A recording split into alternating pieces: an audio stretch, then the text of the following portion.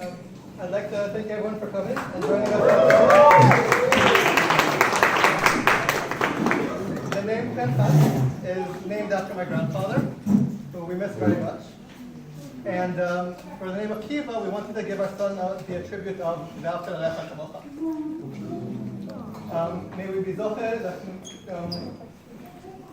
לגדול לתורה ומעשים טובים, לחופה ומעשים טובים, and I would like to call my brother to say a few words.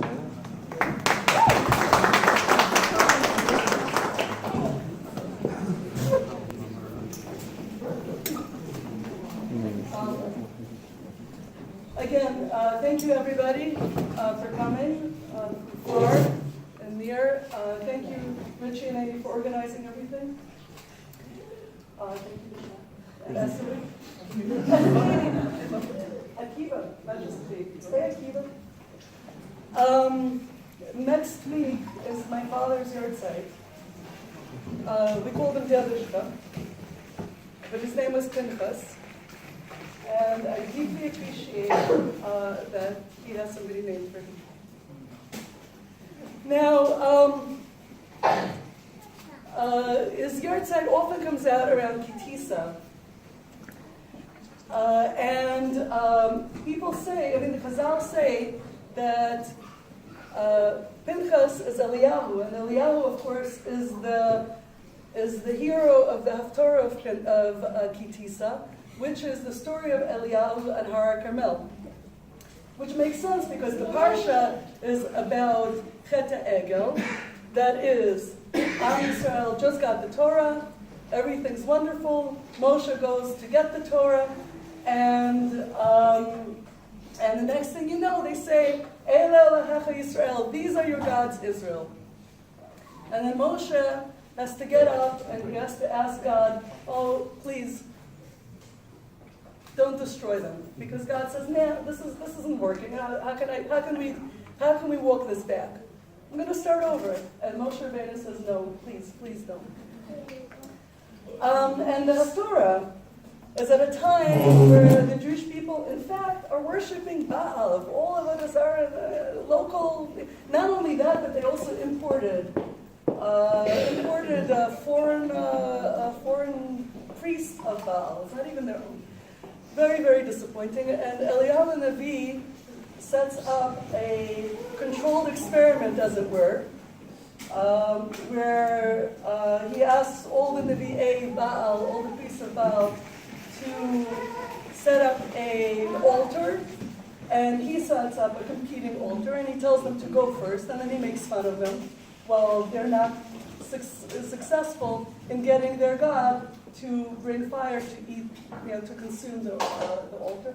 And he turns to God and he says, Anenu Hashem, Aneni, and the fire does come down, and Am Yisrael says, Hashem hu Elokim, as Shaya did earlier today, Hashem hu Elokim.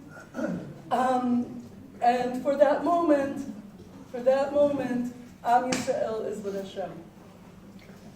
And Pinchas, why do Chazal say that Pinchas is Eliyahu? Because there's a different Haftorah in Parshat Pinchas is also the Haftorah of Eliyahu, because it says later on, of course, this entire controlled experiment, this entire Mamad, Har Carmel is just so wonderful and beautiful, and they say Hashem hu Elokim lasts exactly 2 days. And right after that, they go back to worshiping the Baal, and that's all been for now. And Eliyahu is bitter, and he goes and he says, and God says, "What do you want from me?" And Eliyahu says, "Kano kineti." I guess the only English word is zealous, even though I don't like it. I'm zealous, I'm angry, and I want things to be different. And Pinchas, of course, is known for his kanaut. What was his story? Toward the end of the time in the desert, toward the end of the 40 years, the Jewish people finally reach civilization. And what is the first thing that they do? They find themselves some shiksas, and they do some avodah zarah. And the head of Shevet Shimon takes a shiksa and brings her in front of everybody and says, "Nah, nah, nah, nah, nah. You, Moshe, if you can do it, I can do it. And he goes in front of everybody into the tent and does what he does. And then Pinchas, B'kan'olat kinati, also in zealotry, gets up and takes a spear and what's the word? What does one do with this word? Skewer. Thank you. That's it. Shish kebab also. Like our good friends who made Pinchas chicken by skewering 2 chickens together. So they skewered the 2 of them together, and God turns to him and says, this time was the right thing to do, because no kinati in the zealotry. Now, my father's name was Pinchas, and I've never spoken about the Haftorah of Kitisa, even though that's his Yahrtzeit, even though Eliyahu is called Pinchas, because frankly, on the list of people that you would call zealous or zealotry, you get up and skewer somebody, my father would probably be the last on that list. Conversely, if you were to make a list of all the properties that Drasha had, zealotry would probably not even be on the list. So I've always had a problem. But there's something else that the 3 of them have in common. And we find it in the Slichot, in Misha Ana, the Biyut Misha Ana. The 3 of them appear. Moshe, Eliyahu, and Pinchas. Misha Ana Moshe b'chorev hu yamenu. When Moshe Rabbeinu turned to God and said, please do not destroy the Jewish people, and he was answered. And Eliyahu on Har Carmel, he took a huge risk. Controlled experiments don't always go the way you want them to go. And Chazal talk about how he was doing things that were halachically unacceptable. And they learned a lot from that even though it's halachically unacceptable, blah, blah, blah. But he got up and said, okay, here I am. I put everybody on the spot, including God. Please answer me. Misha ana le'Eliyahu b'har Carmel hu yaven. And Pinchas also. It says, Misha ana le'Pinchas b'kumo mitoch ha'ida hu yanenu. This is lesser known, but there's a Tehillim Kuf Vav, which lists the history of the Jewish people. It says, Vayamod Pinchas ve'ifalel v'te'atzer magifa. Pinchas got up and he prayed, and the plague, which had started as a result of the betrayal of the Jewish people, ended. And Chazal, the Medrash, listed in Sanhedrin and a few other places in Sifri, talk about the risk that Pinchas himself took. I mean, if he had gone in there and they weren't in fact together, it would have just been murder. If he hadn't been seen doing it, it would have also have been murder. And in fact, they looked at him and said, you just murdered somebody. Now we have to try you for murder. And the Medrash lists 10 different miracles that he got, that he needed, in order for him to not have been a murderer, because it's the line between zealotry and murder is so fine. You need 10 miracles for it. It's a long list. I won't go into it. But so he got up and also he prayed, and he was also answered. And that is something that that is a property that Drasha did have. In general. When I was pregnant with my second set of twins, not these guys, but the girls, I was in preterm labor from about 27 weeks. And on Rosh Hashanah, after Rosh Hashanah, my father came over to me and said, don't worry, I asked.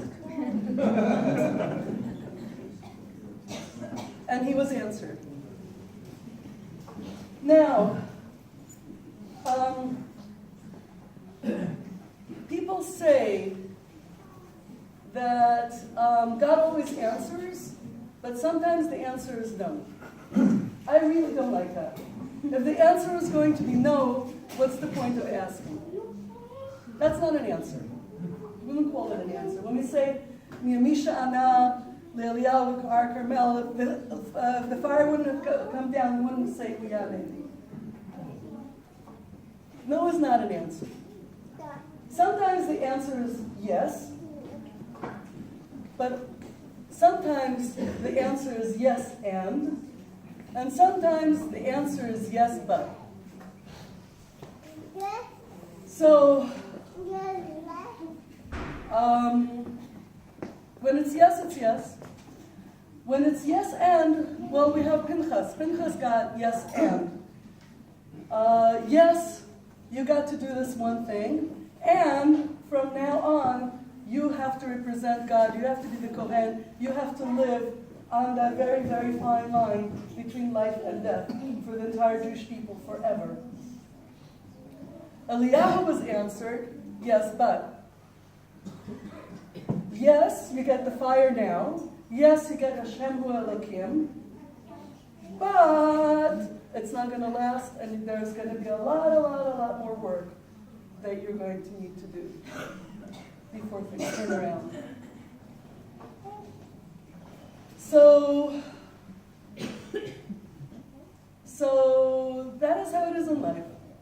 God doesn't say, when God answers, Misha Ana, L'kol tzadikim chasidim admirim yisharim, and we say, please answer us. So the answer is not no. When he answers, the answer may be yes, an unqualified yes. It may be yes and it may be yes but, that things are not what you thought they were going to be. But it is an answer, and it is an answer from God anyway. So, 80, Akiva. I hope that you grow up with always knowing that you can ask, and that you will get answers, and ideally the answers are just going to be yes, but even if they're yes and even if they're yes but, they're answers from the Rebbeinu Shalom. Misha ana l'kol tzadikim v'chasidim v'atmimim v'yisharim hu ya'anacha. Amen.